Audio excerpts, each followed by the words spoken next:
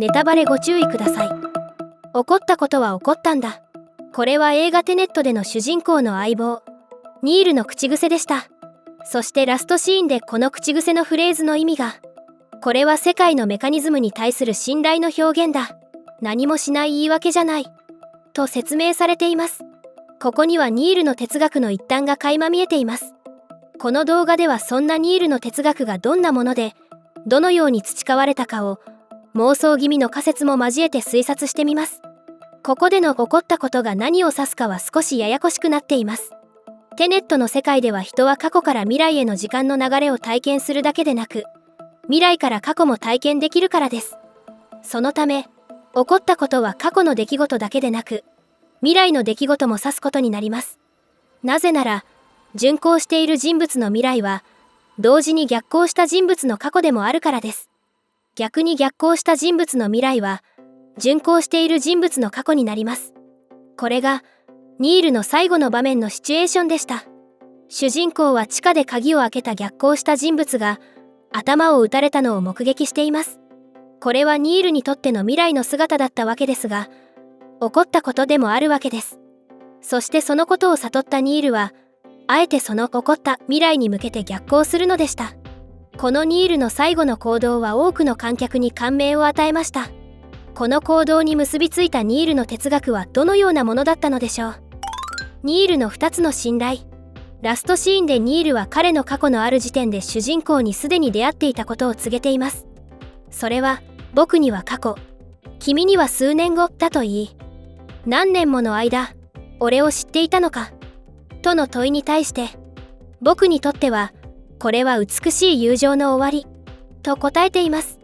さらに、僕らはあることを始めるんだ。きっと気に入るよ。と言ってその数年が2人の結びつきを強くしたことを伺わせます。これは前半のクライマックス、オスロ空港でのジャンボジェット激突大作戦の後でのホテルの部屋の会話からもつながっています。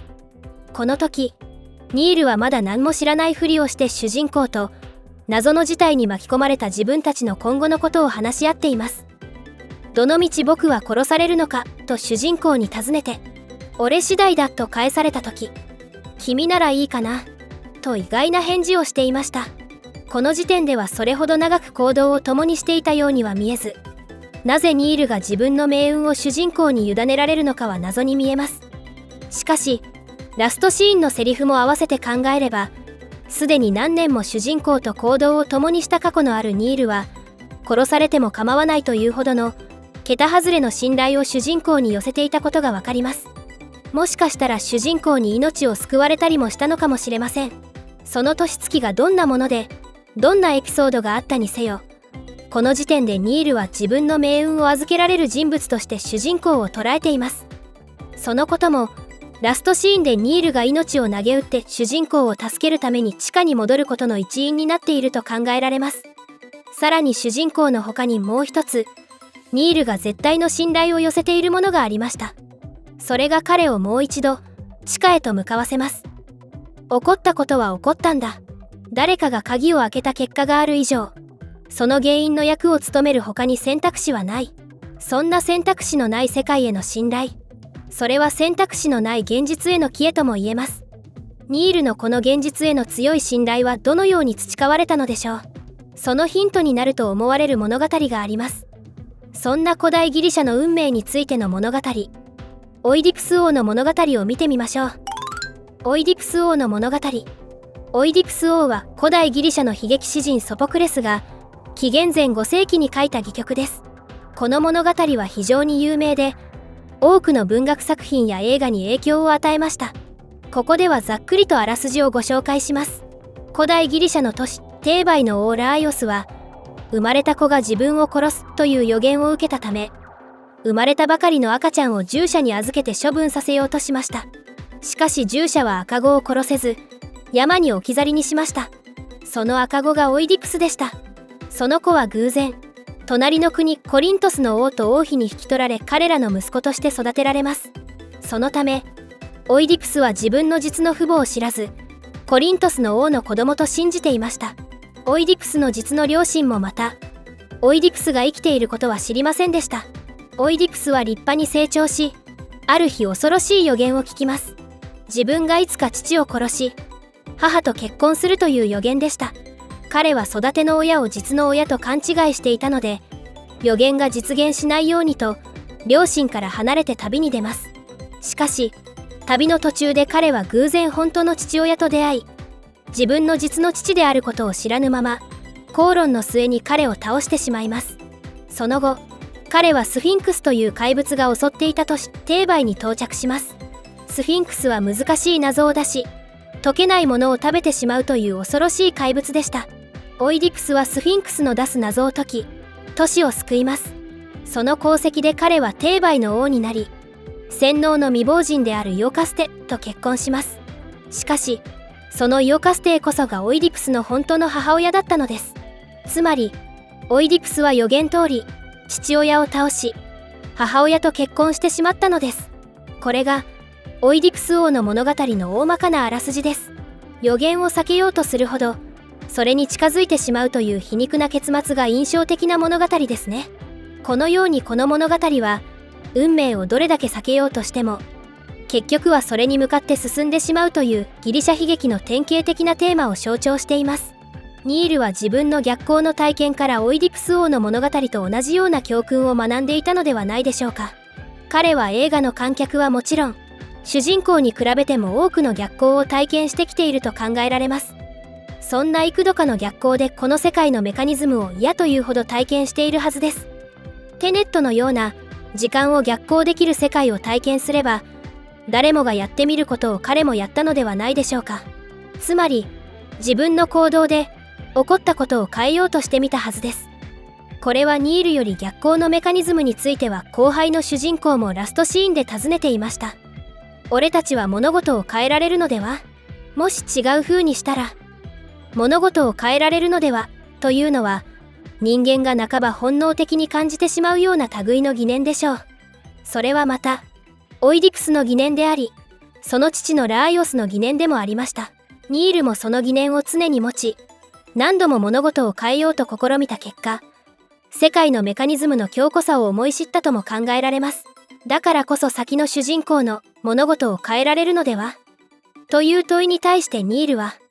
起こったことは起こったんだ。これは世界のメカニズムに対する信頼の表現だ。何もしない言い訳じゃない。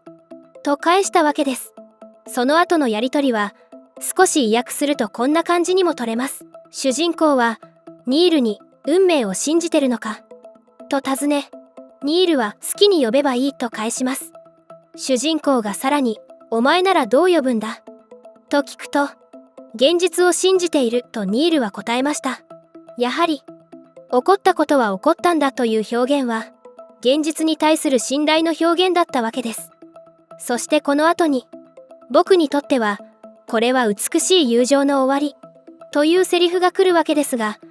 これはある映画の名セリフの文字りでした。その映画とテネットはどんなつながりがあるのでしょう。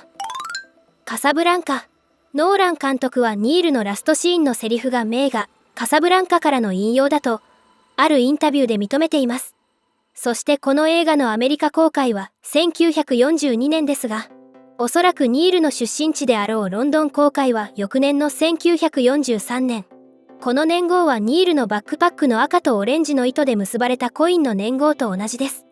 このバックパックにつけられたコインはラストシーンで鍵を開けた逆行の人物がニールであることを示す重要なアイテムでした。当時イギリス領だったインドの1パイス硬貨で1943年製のこのコインも案外カサブランカにちなんでいるのかもしれません。カサブランカの主人公の取った行動もニールの最後の行動と重なるところがあります。それは大義のための自己犠牲です。カサブランカ主人公のリックは自分が愛を失っても社会のために良かれと考えた行動をとります。主演を務めたのはボギーの愛称で知られるハリウッドの大スターハンフリー・ボガート。押しも押されぬハードボイルドスターの代表で、1999年のある映画スターベスト100でも男優の1位に輝いています。カサブランカ・ダンディという1979年の日本の大ヒット昭和歌謡曲もボギーを羨む男の心情が歌われていました。引用されたセリフが出てくるシーンは大雑把にこんな感じです。舞台は第二次大戦中のフランス領モロッコの都市カサブランカ。新ドイツのビシー政権の管理下に置かれていました。リックは再会し愛情のよみがえった元恋人イルザと共にモロッコから脱出するという選択肢を捨てます。代わりにイルザの夫であるドイツ抵抗運動の指導者をイルザと共に脱出させます。そして脱出用の飛行機を止めようとした現地司令官のドイツ空軍少佐を彼らを守るために撃ちました。警察署長の目の前での犯行であり、捨て身の行動です。しかし意外にもそれを目撃した警察署長のルノーはリックに共感し罪を見逃します。その後リックがルノーに言ったセリフが思うにこれは美しい友情の始まりだなでした。ちなみにイラストレーターで映画監督でもある和田誠さんによると、あるテレビの吹き替えでは美しい友情が腐れ縁とされていたそうです。この役は映画のニュアンスを見事に表現していると感じました。リックは皮肉混じりに美しい友情と言っているように聞こえます。ここではその皮肉っぽいトーンがひねくれた方法でその美しさを表現しています。この時代のハードボイルド映画にはよく軽口があしらわれました。このセリフもそんな軽口として使われてる気がします。そしてこの美しい友情というフレーズでこの名画は幕を引きます。テネットのセリフの訳も思うにこれが腐れ縁の終わりだなとしても味があると思いました。さらにカサブランカのこのエンディングではリックとルノーが共にレジスタンスに加わっていわば戦友として連合国のための戦いに参加することが暗示されています。この点でも世界を救うために戦ったテネットの戦友2人の姿と重なります。テネットでのセリフはメタに考えればノーラン監督の遊び心に尽きるのかもしれません。でも映画の中の辻褄を考えればニール自身がカサブランカを見ていて、さらに彼のお気に入りの映画だったとも考えられます。ニールもまたボギーに憧れていて、ラストシーンの行動もボギーだったらこうするだろうと思っていたのかもしれません。もちろんこれは妄想に近い一ファンの仮説ですが、そう考えるとラストのセリフもより納得できる気がします。そしてニールの哲学をそんな風に妄想してみると、それがこの映画のタイトルがテネットであるわけにつながっていると思えます。テネットの意味、ウェブリオ辞書実用日本語表現辞典によれば、テネットとは教義、主義、信条、原則、見解という意味の英単語である。個人、集団、組織が信奉し真実であると信じている意見や教義、原則のことを言う。テネットが意味する意見とは、他人に影響されたり簡単に変わったりしない、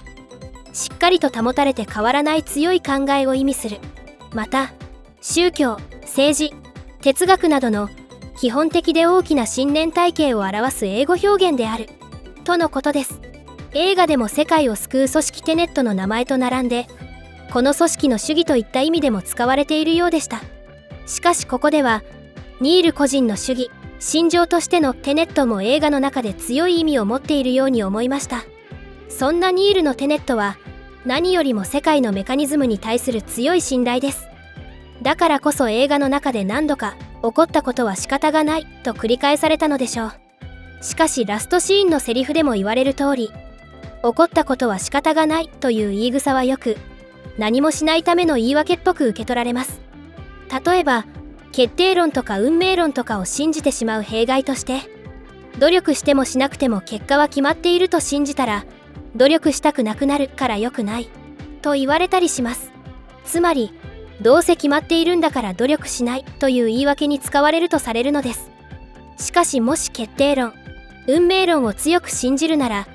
〇〇だからペケペケしないという理屈は意味がないことも信じそうです。ある条件ならある行動を取らないというのは、行動を取る場合と取らない場合の選択肢があることを前提にしています。選択肢があることを信じているから、言い訳をする必要も出てくるわけです。対して決定論、運命論を強く信じる人はそもそも選択肢の存在を信じていないでしょう。ただ選択肢のない現実を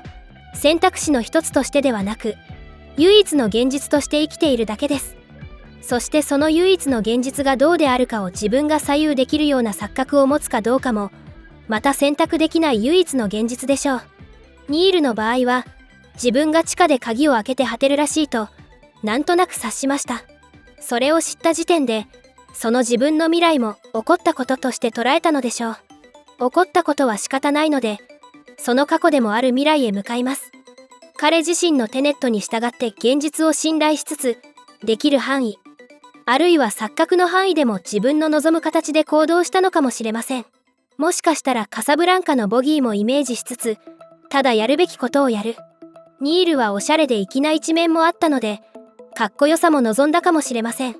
同時にその自分の一挙手一投足が選択肢のない唯一の現実だと確信しながら、さらにその起こった結果が世界の救済であることを知っているので、その心情にはかなりの充実感もあったのではないでしょうか。多くのハリウッド映画のヒーローたちも不確定な未来に向けて命を投げ打って戦ったりします。ニールの場合はそれらの歴代ヒーローに比べてもこれ以上ないほどの成果に向けて、しかもその成果、つまり少なくとも地球上の全生命を救ったという成果がすでに決定している中で行動しました。その結果のための必要不可欠な重要な最後の原因のピースとして命を投げ打ったわけです。僕らは世界を救ったんだ。何一つ運に任せるわけにはいかない。ニールの内心を知る由はありませんが、彼のテネットからの行動は多くの映画ファンの心に刻まれたのではないでしょうか。このチャンネルでは、気楽に遊べる哲学っぽいトピックの動画を配信しています。よろしければチャンネル登録、いいねボタン、コメントをいただければ嬉しいです。ご視聴ありがとうございました。